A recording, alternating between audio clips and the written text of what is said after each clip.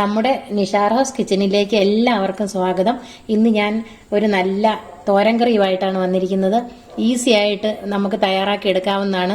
മാത്രമല്ല നമ്മുടെ മാർക്കറ്റിലൊക്കെ വില കുറച്ച് കിട്ടുന്ന നമ്മുടെ ഹെൽത്തി ആയിട്ടുള്ള ഒരു വെജിറ്റബിൾ ആണ് നമ്മുടെ വെണ്ടയ്ക്ക. ഈ വെണ്ടയ്ക്ക കൊണ്ട് ഇതുപോലെ നിങ്ങൾ തോരൻ കറി വെച്ചിട്ടുണ്ടോ? ഇല്ലെങ്കിൽ ഒന്ന് ട്രൈ ചെയ്ത് നോക്കണേ. എളുപ്പത്തിൽ തന്നെ നമുക്കിത് തയ്യാറാക്കി എടുക്കാവുന്നതാണ്. അത് മാത്രമല്ല നല്ല ടേസ്റ്റിയുമാണ്. അപ്പോൾ പെട്ടെന്ന് തന്നെ തയ്യാറാക്കി എടുക്കണമെങ്കിൽ അതുപോലെ പെട്ടെന്ന് വേവിച്ചെടുക്കാനും പറ്റും. കാരണം ഇത് ചെറുതായിട്ട് അരിഞ്ഞിരിക്കുന്നത് കൊണ്ട്. അപ്പം നിങ്ങളതൊന്ന് ട്രൈ ചെയ്ത് നോക്കണേ. നമുക്ക് അപ്പോൾ വീഡിയോയിലേക്ക് കിടക്കാം. ഈ ഞെടുപ്പെല്ലാം കളഞ്ഞ് നമുക്കൊന്ന് ചെറുതായിട്ട് കട്ട് ചെയ്തെടുക്കാം. ഇനി നമുക്ക് വെണ്ടയ്ക്ക അരിഞ്ഞെടുക്കാവേ. അതിനായിട്ട് ഞാൻ വെണ്ടയ്ക്ക എടുത്ത് ഇതുപോലെ കട്ട് ചെയ്ത് വെക്കണം. ആദ്യം നമുക്കിതുപോലെ വെണ്ടയ്ക്ക കട്ട് ചെയ്ത് വെക്കണം. ഇതുപോലെ കട്ട് ചെയ്ത് വെച്ചതിന് ശേഷം നമുക്ക് ഇതുപോലെ ചെറുതായിട്ട് അങ്ങോട്ട് കീറി വെച്ച് ഇങ്ങനെ അരിയണം. കോൽ പരുവത്തിന് അരിഞ്ഞെടുക്കണം. വളരെ ഈസി ആയിട്ട് തന്നെ നമുക്കിങ്ങനെ ചെറുതായിട്ട് അങ്ങ് അരിഞ്ഞെടുക്കാം.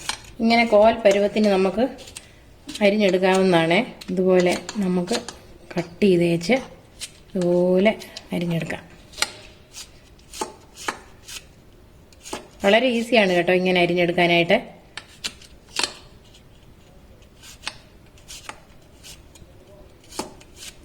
പലതരത്തിൽ നമുക്ക് വെണ്ടയ്ക്ക കറി വയ്ക്കാം, തോരൻ കറി. ഇതിന് നമുക്കിപ്പം മുളക് അരയ്ക്കൊന്നും വേണ്ട, തേങ്ങയും മുളകൊന്നും അരച്ച് ചേർക്കേണ്ട ആവശ്യമില്ല.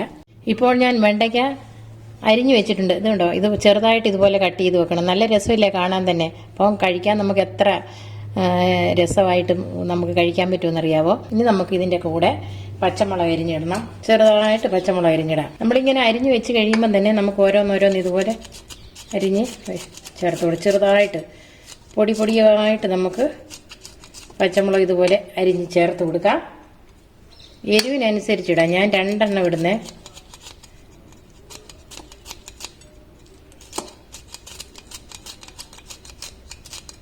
എരിവ് വേണ്ടവർക്ക് ഒരു 3 എണ്ണം ഇട്ട് കൊടുക്കാം. അപ്പം ഞാൻ പച്ചമുളക് അരിഞ്ഞിട്ട് കൊടുത്തിട്ടുണ്ട്. 2 പച്ചമുളക് കൊടുത്തിട്ടുണ്ട്.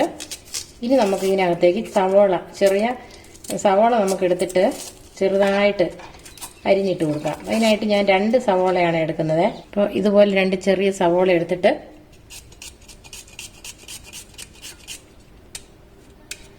കനം കുറച്ച്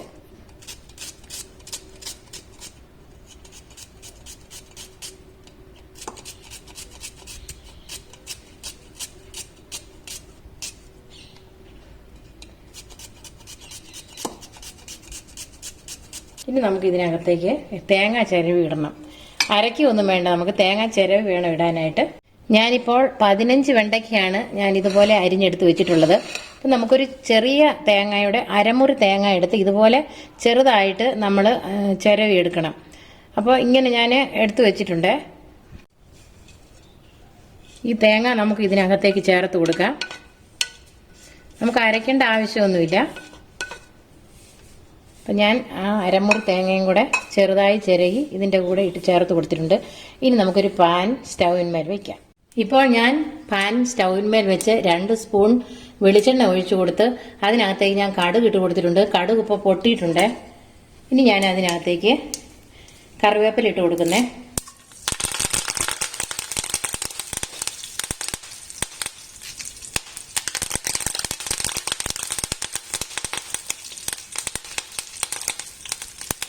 ഇനി നമുക്ക് ഇതിനകത്തേക്ക് എടുത്തു വെച്ചിരിക്കുന്ന വെണ്ടയ്ക്ക ഇട്ട് കൊടുക്കാമേ.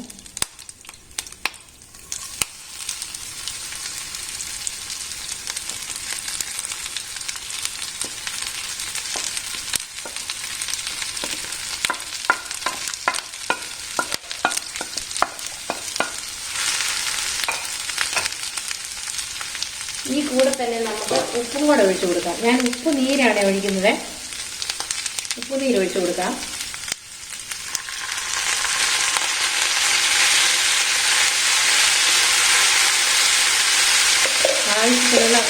ആവശ്യത്തിനുള്ള ഉപ്പ് ഞാൻ ഒഴിച്ചു കൊടുത്തിട്ടുണ്ട്. ഇനി നമുക്കൊന്ന് മിക്സ് ചെയ്ത് വയ്ക്കാം.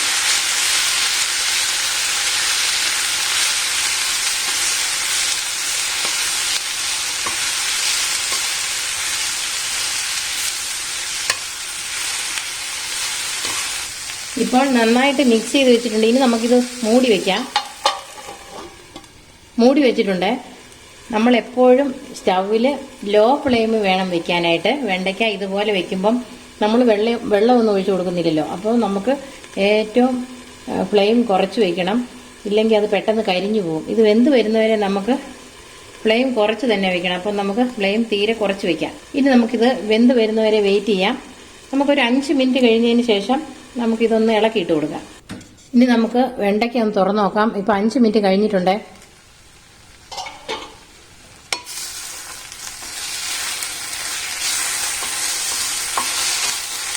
നന്നായിട്ടൊന്ന് മിക്സ് ചെയ്ത് കൊടുക്കാം. ഇളക്കി കൊടുക്കാം. നമ്മൾ ഫ്ലെയിം വെക്കുമ്പോൾ എപ്പോഴും തീരെ കുറച്ചേ വെക്കാവുള്ളൂ. തീരെ കുറച്ച് വെച്ചിട്ട് പോലും കണ്ടോ, ഒരു 5 മിനിറ്റ് ആയപ്പോഴത്തേക്കും തന്നെ ഇതിൻ്റെ ചുവട്ടിൽ സ്വല്പത്തെ നമുക്ക് കൊണ്ട് കാണാൻ പറ്റും പിടിച്ച്. അപ്പം ഏറ്റവും കുറച്ച് വേണം ഇത് വെക്കാനായിട്ട്.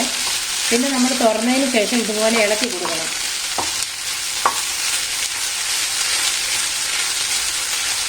വെണ്ടയ്ക്ക നന്നായിട്ടൊന്ന് വാടിയിട്ടുണ്ട്. ഇനി നമ്മൾ അടപ്പ് തുറന്നതിന് ശേഷം ഒരു 2 മിനിറ്റ് ഇതുപോലെ ഇളക്കി കൊടുക്കണം. നമ്മൾ ഈ വെണ്ടയ്ക്കയുടെ നൂലൊക്കെ ഒന്ന് പോകാനായിട്ട്. നമ്മുടെ വെണ്ടയ്ക്ക വാടുമ്പം തന്നെ വെണ്ടയ്ക്ക വെന്ത് കഴിയും. അപ്പോൾ നമ്മുടെ വെണ്ടയ്ക്ക ഒരു 3/4 പരുവത്തോളം വെന്ത് കഴിഞ്ഞിട്ടുണ്ട്. ഇനി നമ്മളിതുപോലെ ഇളക്കിയെടുത്താൽ മതി. ഇനി ഇത് മൂടി വെക്കേണ്ട ആവശ്യമില്ല. മൂടി വെച്ചാൽ കുഴഞ്ഞു പോകും. നമ്മളിതിങ്ങനെ ഇളക്കി ചെറിയ ഫ്ലെയിമിൽ വെച്ച് തന്നെ ഇതുപോലെ ഇളക്കിയെടുത്താൽ മതി. നമ്മൾ ചെറുതായിട്ട് അരിഞ്ഞതിരിക്കുന്നതുകൊണ്ട് പെട്ടെന്ന് തന്നെ വെന്ത് കിട്ടും വെണ്ടയ്ക്ക. കണ്ടോ, അപ്പോൾ വെണ്ടയ്ക്ക വെന്തിട്ടുണ്ട്. അപ്പം നമ്മുടെ വെണ്ടയ്ക്ക റെഡി ആയിട്ടുണ്ട്. ഇനി നമ്മൾ മൂടി വയ്ക്കേണ്ട ആവശ്യമില്ല, ഇനി വേവിക്കേണ്ട ആവശ്യമില്ല. ഇതുപോലെ തന്നെ ഇനി 1 മിനിറ്റും കൂടെ ഇതുപോലെ ഇളക്കിയാൽ മതി. അപ്പോഴത്തേക്കും നമ്മുടെ വെണ്ടയ്ക്ക റെഡിയായി കഴിഞ്ഞു. എല്ലാവർക്കും ഇഷ്ടപ്പെടുന്ന ഒരു കറിയാണ്. അത് നല്ല ടേസ്റ്റാണ് ഇതിങ്ങനെ തയ്യാറാക്കുമ്പോൾ. നല്ല പച്ചമുളകിൻ്റെ എരിവും ഒക്കെ നല്ലതുപോലെ ഇതിൽ പിടിക്കുകയും അതുപോലെ തന്നെ നല്ല കറിയായിട്ട് നമുക്കിതെടുക്കാൻ സാധിക്കും. നമ്മളിങ്ങനെ വഴറ്റി കൊടുക്കുമ്പോൾ അല്പം നൂലുണ്ടെങ്കിൽ, അതായത് വെണ്ടയ്ക്കായിൽ നൂലുള്ളതുകൊണ്ട് അല്പം ഇങ്ങനെ വഴറ്റുമ്പോൾ കണ്ടോ, ഇപ്പോൾ നൂലൊക്കെ പോയത് കണ്ടോ. അപ്പോൾ ഇങ്ങനെ വഴറ്റുമ്പോൾ നൂലൊക്കെ അങ്ങ് പൊക്കോളും. അപ്പോൾ 2 മിനിറ്റ് ഇളക്കുമ്പോഴത്തേക്കും നൂലെല്ലാം അങ്ങ് പോകും. അപ്പം നമ്മുടെ വെണ്ടയ്ക്കക്കറി റെഡി. പെട്ടെന്ന് തന്നെ വെണ്ടയ്ക്ക ഇതുപോലെ കറി വെച്ചെടുക്കാം കേട്ടോ. നമുക്കിത് അധികം വേകുന്നതിനൊന്നും താമസമില്ല. ഇപ്പോൾ നമ്മുടെ വെണ്ടയ്ക്ക ഇവിടെ റെഡിയായി കഴിഞ്ഞിട്ടുണ്ട്. ഇനി നമുക്ക് സ്റ്റൗ ഓഫ് ചെയ്യാം. അപ്പോൾ നിങ്ങളെല്ലാവരും ഇതുപോലെ ഒന്ന് ട്രൈ ചെയ്ത് നോക്കണേ. ഈസി ആയിട്ട് നമുക്ക് കറി വെച്ചെടുക്കാൻ പറ്റിയ ഒരു വളരെ ഹെൽത്തി ആയിട്ടുള്ളൊരു വെജിറ്റബിളാണിത്. നിങ്ങൾക്ക് എല്ലാവർക്കും ഈ വീഡിയോ ഇഷ്ടമായെങ്കിൽ ഞങ്ങളുടെ ചാനൽ സബ്സ്ക്രൈബ് ചെയ്യാൻ മറക്കരുത്. തൊട്ടടുത്ത് കാണുന്ന ബെൽ ബട്ടൺ കൂടി പ്രസ് ചെയ്യാൻ വേണം. താങ്ക്